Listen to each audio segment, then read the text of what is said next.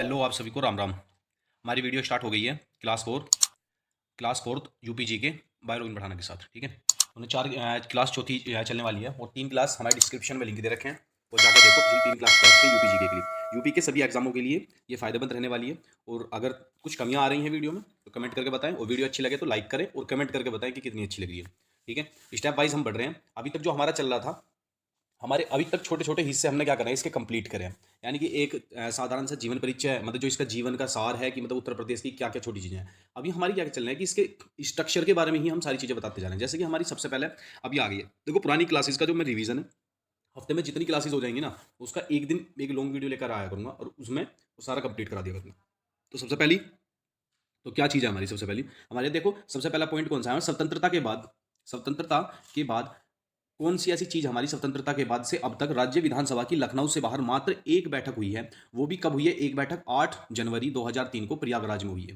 ठीक है, 8 जनवरी 2003 को स्वतंत्रता के बाद जो हुई है राज्य विधानसभा की लखनऊ से बाहर मात्र एक बैठक हुई है। वो कब हुई है, 8 जनवरी सन 2003 को प्रयागराज में हुई। देखो उत्तराखंड के निर्माण, जो हमारा उत्तराखंड है, उत्तराखंड के निर्माण के पहले नवंबर 2000, नवंबर सन 2000 तक विधानसभा परिषद की कुल संख्या कितनी थी, विधानसभा परिषद की कुल संख्या जो थी, जो इनके सदस्यों की जो संख्या थी वो 108 थी। जो यानी कि उत्तराखंड का निर्माण से पहले, यानी कि नवंबर से पहले, बोल सकते हो अक्टूबर तक भी। ठीक है, सन 2000 तक भी, अक्टूबर के सन 2000 तक भी 108 सीटें थी।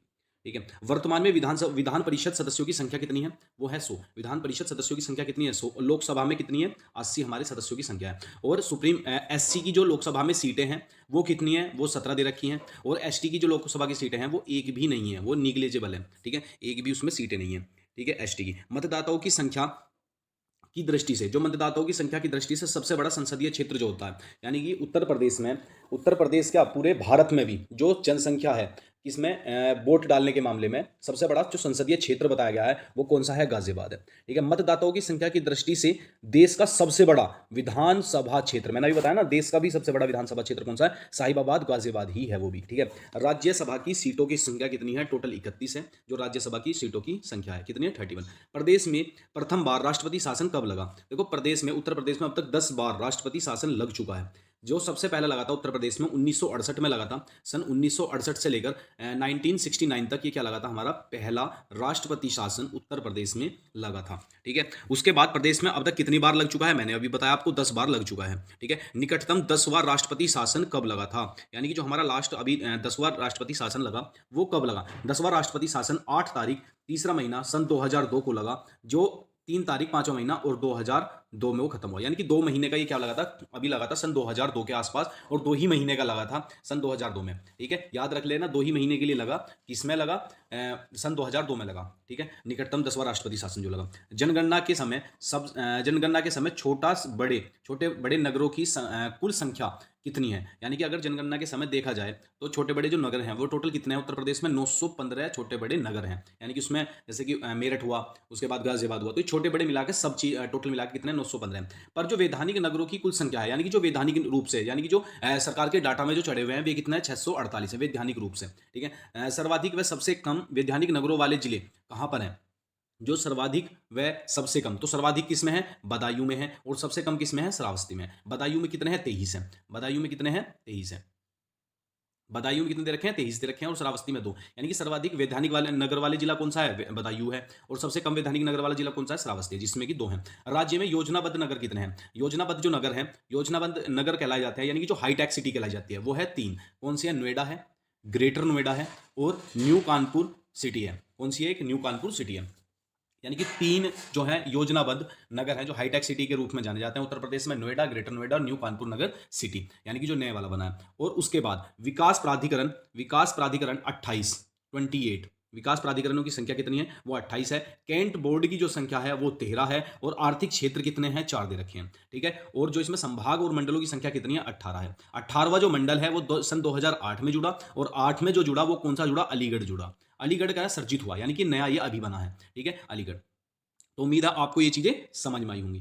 तो उसके बाद देखो मैं इसका एक बार फटाफट रिवीजन करा देता हूँ, फिर उसके बाद एक छोटा सा और है छोटे से पेज में, ठीक है। तो जल्दी जल्दी रिवीजन कर लेते हैं, बहुत जल्दी जल्दी करके, ठीक है। स्वतंत्रता के बाद सबसे पहले अब तक राज्य विधानसभा की लखनऊ से बाहर मात्र एक बैठक हुई है, जो 8 जनवरी सन 2003 को प्रयागराज में हुई। उत्तराखंड के निर्माण से पहले नवंबर 2000 तक विधानसभा की सीटें कितनी थी? 108 थी। जो विधान परिषद के सदस्यों की संख्या थी वो 108 थी। वर्तमान में विधान परिषद के सदस्यों की संख्या कितनी है? 100 है उत्तर प्रदेश में। लोकसभा में कितनी है? 80 है। और एससी की सीटें कितनी है? उसमें 17 है। और एसटी की सीटें कितनी है? उसमें एक भी नहीं है, ठीक है। उसके बाद क्या, मतदाताओं की संख्या की दृष्टि से सबसे बड़ा संसदीय क्षेत्र जो है वो कौन सा है? गाजियाबाद है। कौन सा है? वो गाजियाबाद है। और मतदाताओं की संख्या की दृष्टि से जो देश का भी सबसे बड़ा संभाग है वो साहिबाबाद गाजियाबाद है, यानी कि गाजियाबाद के अंदर ही पड़ता है साहिबाबाद, ठीक है। राज्यसभा की सीटों की संख्या कितनी है? 31 दे रखी है। प्रदेश में प्रथम बार राष्ट्रपति शासन कब लगा? 25 फरवरी 1968 को लगा और 1969 तक क्या चला। जो प्रथम वाला जो क्या है हमारा, जो प्रथम राष्ट्रपति शासन था 1968 में लगा और 69 तक चला, यानी कि 3 साल का ये हमारा टाइम पीरियड था इसका। प्रदेश में अब तक कितनी बार राष्ट्रपति शासन लग चुका है? 10 बार बताया मैंने, अभी 10 बार लग चुका है। निकटतम 10वां राष्ट्रपति शासन कौन सा लगा? 2 महीने के लिए लगा, सन 2002 में लगा। ध्यान रखना, 2 महीने के लिए लगा, सन 2002 में लगा, ठीक है। जनगणना के समय सबसे बड़े नगर की संख्या, कुल संख्या कितनी है? 915 है। जो जनगणना में सबसे बड़े नगर की जो संख्या है वो 915 दे रखी है। किसकी दे रखी है? टोटल संख्या दे रखी है। वैधानिक नगरों की संख्या कितनी है? 648 दे रखी है। सर्वाधिक वैधानिक नगर कौन सा है? हमारा बदायूं है। और सबसे कम वैधानिक नगर वाला कौन सा है? हमारा श्रावस्ती है। राज्य में योजनाबद्ध जो नगर कहलाए गए हैं वो 3 है। 3 कौन से? यानी कि हाईटेक सिटी कहलाई जाती है, नोएडा, ग्रेटर नोएडा और न्यू कानपुर नगर सिटी, ठीक है। तो ये 3 हमारे क्या है? ये योजनाबद्ध नगर है। विकास प्राधिकरण के क्षेत्र में कितने हैं? 28 हैं।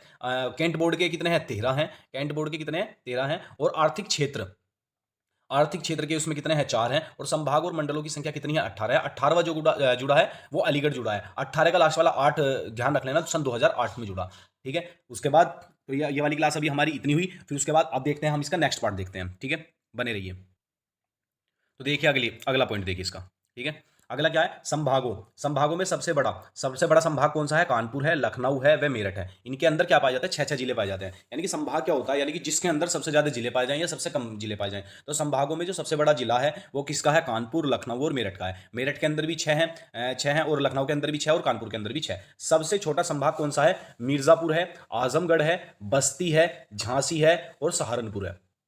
तो ये ध्यान रखना, मैंने मिर्जा लिख रखा है ना, तो मिर्जापुर से याद रखना। मिर्जा लिख रखा है तो मिर्जापुर, आजम लिख रखा है तो आजमगढ़, बस्ती लिख रखा है तो गोंडा बस्ती भी कहलाया जाता है, झांसी का तो तुम्हें पता ही है, और सहार लिख रहा है तो सहारनपुर है, ठीक है। 3 जिले इनके अंदर पड़ते हैं। जिलों की संख्या कितनी है उत्तर प्रदेश में? 75 है।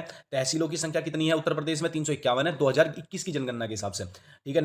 नगर निकाय वाले कुल नगर की संख्या कितनी है? 763 है, सन 2022 में है, ठीक है। सन 2000 कितने में है? 22 में। ये मिस प्रिंट हो गया है, ठीक है। सन 2000 किसमें? 22 में। नगर निकाय निगम की संख्या कितनी है? 17 है, जो सन 2022 के अनुसार है। नगर निकाय पालिका परिषद की संख्या कितनी है? ये 2000 है पूरी, और 2022 में इसका क्या गया? इसकी अपडेट आई थी। नगर निकाय नगर पंचायतों की संख्या कितनी है? 540 है, ये भी 2022 का डाटा है। जिला पंचायतों की संख्या कितनी है? 75 है। जिला पंचायतों की संख्या उतनी है जितने जिले हैं, इतनी ही हमारी पंचायतें हैं, ठीक है। 75 का डाटा निकल के आया है 2021 के अनुसार, ठीक है। ये हो गया। और उसके बाद हमारा क्या आया? ये नगर निकाय पर पालिका परिषद हो गई। हाँ, अब क्या है?